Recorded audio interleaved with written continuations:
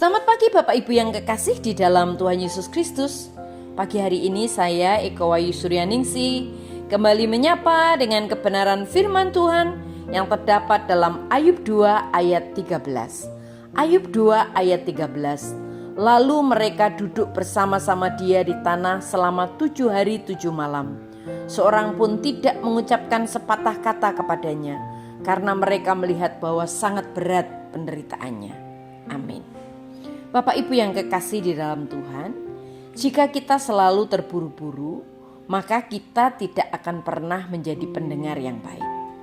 Untuk memiliki percakapan yang baik, kita dapat memulai dengan menginvestasikan waktu sebanyak yang dibutuhkan. Mengapa? Karena kita tidak dapat mendengarkan dengan baik ketika kita terburu-buru. Mendengarkan dengan baik membutuhkan waktu.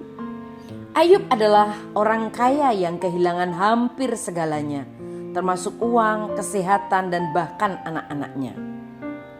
Ketika 3 sahabat Ayub mendengar tentang tragedi yang dideritanya, mereka berkumpul dan berangkat dari rumah mereka untuk menghibur dan menenangkan dia.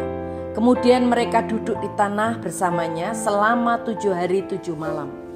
Tidak seorang pun berkata sepatah kata pun kepada Ayub, karena mereka melihat bahwa penderitaannya terlalu besar untuk diungkapkan dengan kata-kata.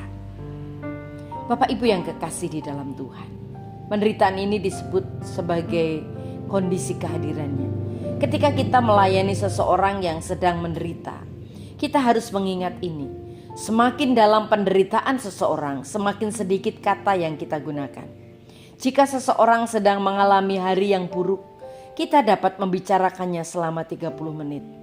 Tetapi jika orang itu mengalami krisis besar, membicarakannya dalam waktu lama mungkin tidak akan membantu.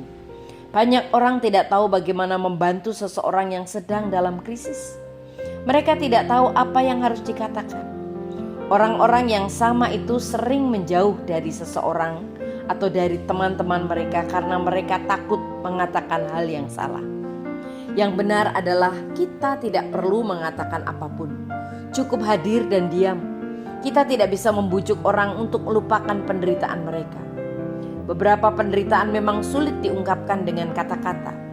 Ketika saatnya tepat, teman kita yang sedang menderita akan mengatakan sesuatu.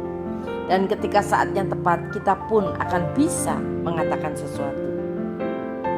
Investasi semacam ini membutuhkan waktu kita. Perhatian. Beberapa hari teman-teman Ayub duduk di tanah bersamanya. 7 hari. Apakah kita memiliki seorang dalam hidup kita yang mau duduk di tanah bersama kita selama 7 hari tanpa mengatakan apapun? Itu membutuhkan orang yang sangat dewasa dan teman sejati.